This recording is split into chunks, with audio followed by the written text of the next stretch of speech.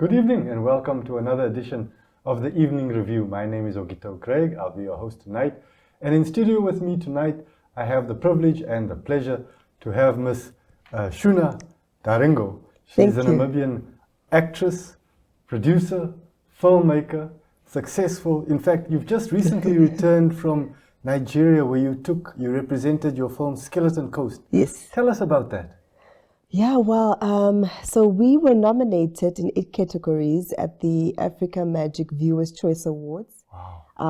It was along, the big shots. So it was quite competitive, but it was a very great experience. Although we didn't walk away with any awards, it was definitely good to put a face to the Namibian team, because people have been asking, who are these people? Who's Skeleton Coast? And since when is Namibia, producing such films? Yes. Because, we were competing against categories in, best directing, best movie, best acting, so it was quite up there.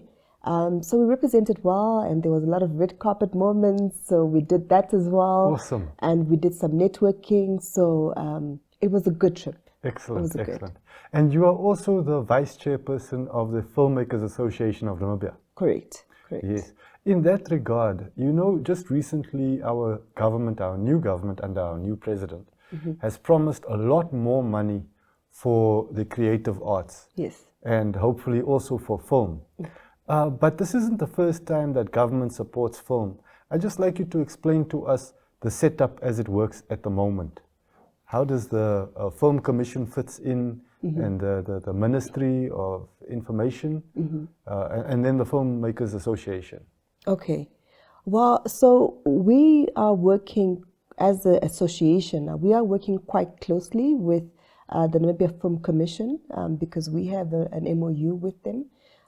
So we then are basically the industry's voice and representative. And so the industry needs is then what we communicate to the NFC, and they then try to create sort of like KPIs around the needs of the industry alongside the Ministry of MICT. Yes. So we do have small budgets coming in from the MICT, but film, because it's considered as an audiovisual industry, it's obviously now sits under the audiovisual department under MICT. Yes. However, film is also part of the creative sector. Yes. It's also an art. So we are then also sort of like sitting at the arts, with the Ministry of Arts or MASEC as we're calling it these days. Yes. And so we're in between the two ministries. But I think this year it was a little bit different because with the help of MASEC and NFC, we were then able to sit around the table when it came to planning for or at least being part of the national planning workshop. So we were part of that workshop, and we contributed in terms of the industry's needs, and we contributed in identifying programs, that could be, part of the development plan, and then obviously that would necessitate certain budgeting. Yes. So obviously, if a ministry or if the National Planning Commission doesn't know what a ministry needs and what programs they've identified need budgeting, obviously they can't make provision for that. Okay. So I think like a lot of the times in the past, we haven't been sitting in these rooms because we don't understand the process that government goes through for them to actually allocate certain budgets to certain ministries. Yes. So for example, the visual artists could have gone to MASEC and said, these are the programs we've identified within our industry because these are our needs and this is how we justify them. Yes. They then receive the budget, or at least, to a certain degree, part of the budget. But if they don't hear anything from the film side, they can't, consider us for any budgeting. Yes. So we were very privileged and honored to be part of that conversation, which was, I think, very important. Yes. And also the association has been dormant since COVID. Okay. And so there hasn't been much action happening. So we had to sort of like do a lot of groundwork. We had to learn a lot as well about government proceedings, and then also be part of the important conversations. Very good, very good. Before we continue in that vein, let's just look at the status quo up to now, and especially going through COVID and in recent years. Would you say that money available for the industry, does it make its way down to actors, filmmakers, to the actual people who need to use it to produce? Unfortunately not. Unfortunately not. It's sad to say that. But I think also it comes from the lack of understanding of the ecosystem of film. Yes. Right? You know, a lot of times we are classed with the creative industry, but our ecosystem is very different from, you know, the performing artist or the visual artist. Yes. You know, like the painter, for example, because our sector sort of involves a lot of the other sectors, you know, because we hire caterers, we Yes. hire, we contribute to logistics, hospitality, we rope in your makeup artists, we rope in accounting services, you know, the banks as well. So, you know, there's a lot of like bank charges that go off because we're paying all of these people, and these are many transactions that are going through. So, and I think that because the government doesn't understand this ecosystem and the potential thereof, it has sort of like been looked down on. And I think that there needs to be sort of like more awareness and also more willingness from the government itself to try and understand, okay, how does this ecosystem function and how do we better support them, right? I mean, we can also only do so much in terms of, you know, seeking audiences. But if we don't get those audiences and if we don't get into rooms where we can actually explain ourselves and actually define the value, you know, that comes from film and also the potential it has in terms of, you know, job creation and GDP contribution, it's massive. But I think it's been undermined and it's been misunderstood a lot in the past years. And I think now that the president has, you know, highlighted that as one of our main goals, I think there's a little bit more interest coming from the ministries and coming from even just private sector in wanting to sort of like, you know, dissect and wanting to understand, okay, how do we support them and what is the value and what does the return on investment look like for us as well? So I think these are the conversations that we're trying to have with private sector and as well as with government to try and justify why we need more budgeting. Yes, yes. I was in a conversation with a colleague just the other day who mentioned that she thinks that the quality of the work that we do produce that comes out of Namibia is very high considering how little you have to work with. Would you agree with that? Absolutely, absolutely. I mean, like I've gone to quite a few film premieres, local film premieres, and you ask the producer at the end of the night and you ask them, how much did you work with? And they give you the budget and you're like, wow. So a lot of times they can only just afford to pay for certain services, and sometimes they even have to top up with their own personal money to produce, you know, the content. But if we had invested more into that content would then have the potential to actually travel past our borders. And that's what we tried to do, for example, with our film, The Skeleton Coast. We had to really sacrifice a lot of investment to put into that because we wanted to appeal to the international markets, because unfortunately that is where sort of like your market is. That's where your distribution sits, right? Because there you get the off-take agreements, and that's where you can get your money back. You know, here we are still struggling in terms of distribution. NBC as well, we're still, you know, continuing conversations because I think they also have a certain quality that they look for, but they also don't have, you know, enough budgets to pay for the content. So we're trying to see how do we meet each other halfway, considering the budgets that we are getting from not just MICT, but also from the arts ministry as well. And the message that's contained in many of these productions previously, it has often been said that, especially for Africa, Africa needs to tell African stories. We need to tell our stories to the world.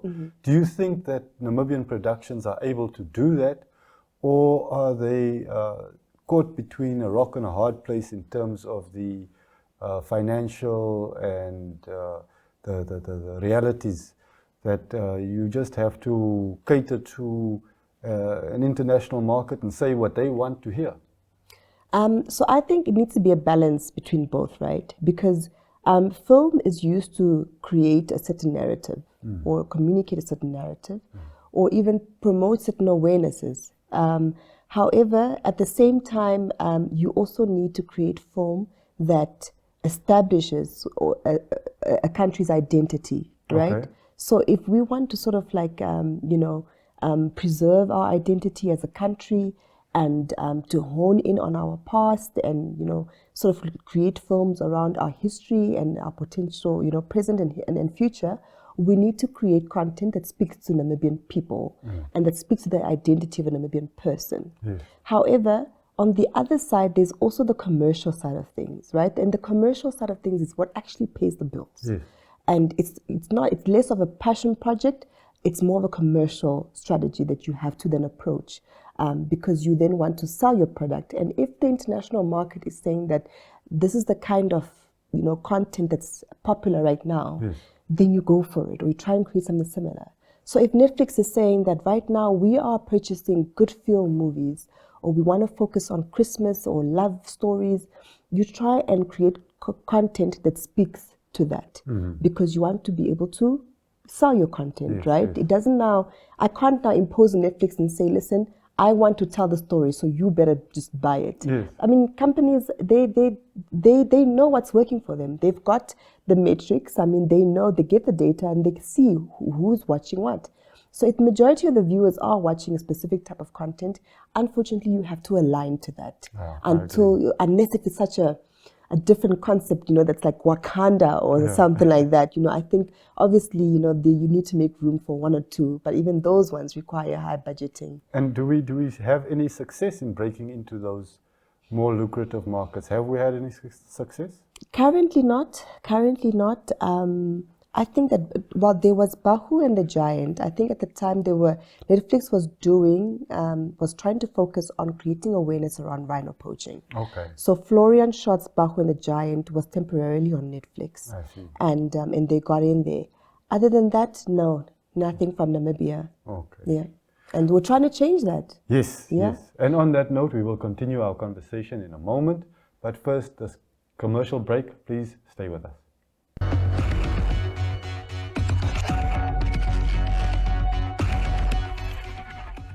Welcome back to the Evening Review. My name is Ogito Greg.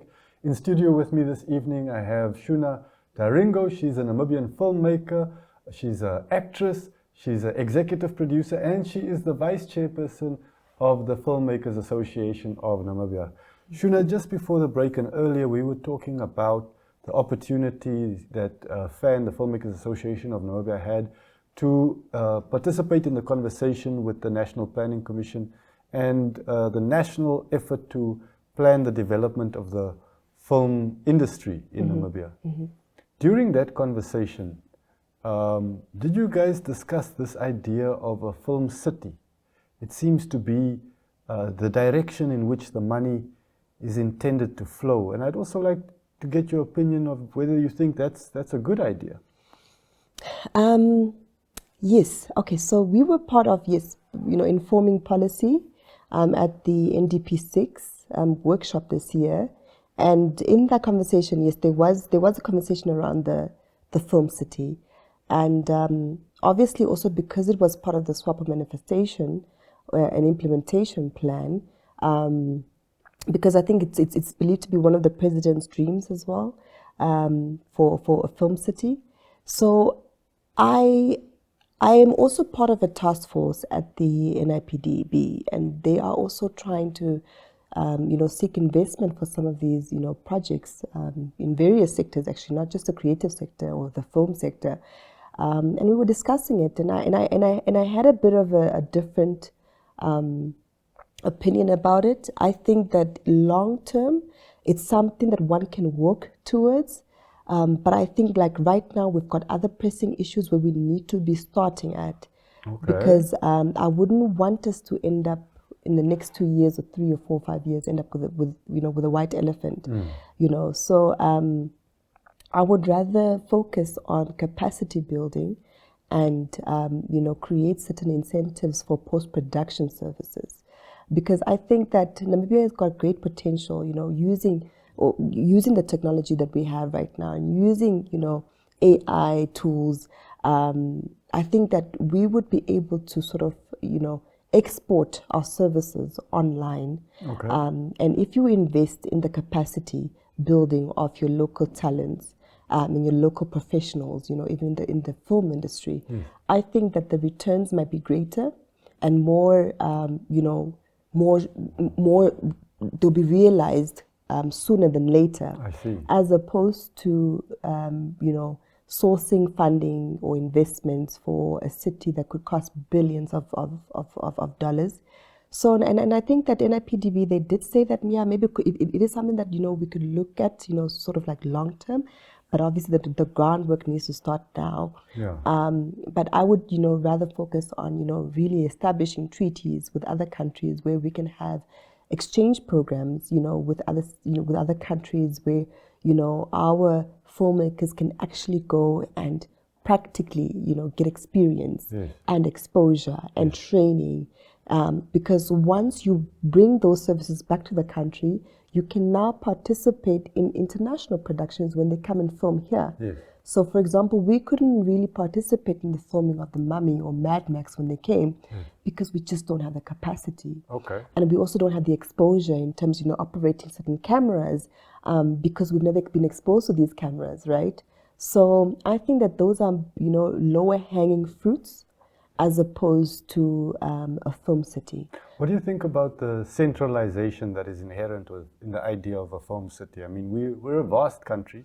Correct. Our people are widely spread, and many of our creatives don't have resources even to travel. Do you think it will be practical? Would we be able to gather all of our talent in one place effectively? Look, I think that there's room for regionalization, right? There's room to sort of like create hubs where filmmakers or creatives in certain areas can practice or at least exhibit their content or their art. But also at the same time, I think that we tend to be very naive in terms of wanting to create like a city in each and every region. Because if you had to go to Omaheke region, that's where I come from, I could count the number of actual professional filmmakers in that region on one hand. So what are we saying? Are we going to spend millions and millions of dollars for three filmmakers in the Maheke region, right? So I think that once you've got exceptional filmmakers, who've got great potential to actually make a living of themselves, I think that they would then, probably be in a better position to be at the centralized location. I mean, in the city is sort of like a place where people can also be habitated in, and or they can have accommodation space there as well. And I think those standout creatives are the ones that would actually make better sense for them to be housed there. And then the others that are still upcoming and that are still going through training can then be located, or can then have their work exhibited and practiced at the hubs. So I think that the hubs, so we've also created a program that is going to establish certain hubs within, specific regions. Within specific regions. Who's created the program? This is now also what we've submitted in the NDP 6 through the Ministry of Arts. And these hubs will then house these creatives. Well, not necessarily in terms of accommodation, but in terms of practice and exhibition of their craft. Yeah. So whether it's like a mini studio inside, maybe a screen, for exhibiting some local content, and perhaps also have equipment at these hubs that people can then come in and maybe lease out or use at the facility. So I think for me right now, given sort of our demographic and how many people are also in each region as creatives, I think those would work better. In the meantime, don't you think that you'll face some resistance whether you want to advocate for the training and exposure opportunities for practitioners or for the hubs? Because with a film city, there's more tender opportunities for tenderpreneurs. There's money to be made. Quick, fast. Yes. But now you want to talk about these other things where there's no middleman. How, how is it going to work? Tenders, as in, for example, to build the infrastructure. To build the infrastructure, to lay the wiring, to provide the soundproofing. That's how you end up with white elephants, because now you'd have spent all this money, because establishing such a unit requires, or the capex is quite high. Yes. Right? Yes. But now, once you've got this beautiful setup, Yes. how do you then make sure that there is return on this investment? But if you're and how soon is that investment realized? If you're a politician, I mean, your term ends and you can point and say, "There's the film city. I'm going to retire now." Right? You don't have to worry about long-term. Listen.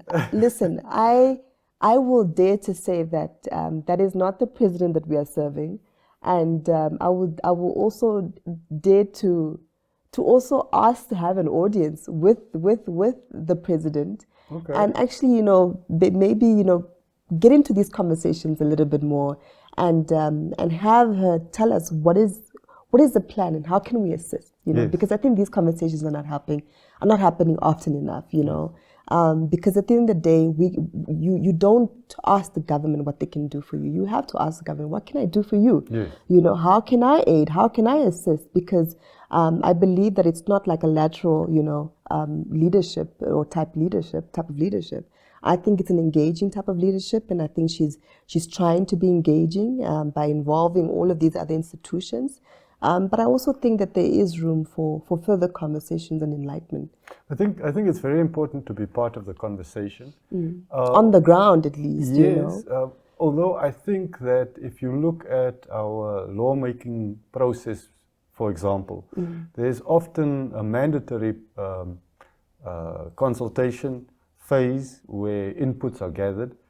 But at the end of the day, those inputs are not always obviously taken into consideration, or the impact of those inputs on the final law is not always obvious.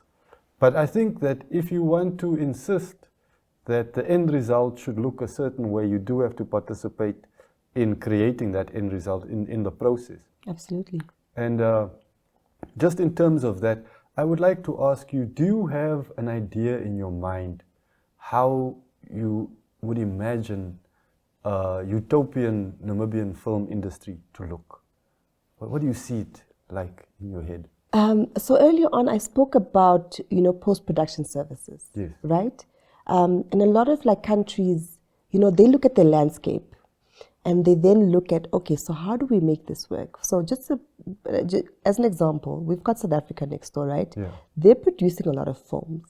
However, because of the stability of the country and obviously access to proper banking services and all of that stuff, they have established themselves as a post-production destination. So you Okay. have a lot of international films who would rather opt for editors in South Africa to do their post-production services, to do their editing, as opposed to doing it in America, because the prices there are quite high, Yes. right? Okay. Or competitive. So if we can say that, listen, guys, let's position ourselves, right? For a specific strategically, niche. for a specific niche. Okay. I would say that should be post-production, right? Very Because incentives, you can fight for incentives, but I think that requires a longer, consultation with also experts outside as to how to set up a framework for incentives that not is only beneficial to the filmmakers, but also to government, right? Because government wants to know, if I give money out, how is that money going to come back in? Mr. Daringo, I'm afraid we're going to have to stop there. That's the end of our time, but it's been such a privilege and a pleasure. The beautiful and talented Ms. Tjuna Daringo, thank you very much. Tomorrow, it'll be a new evening and a new evening review. Please join us then. Good night. Thank you for having me. Thank you. Good night.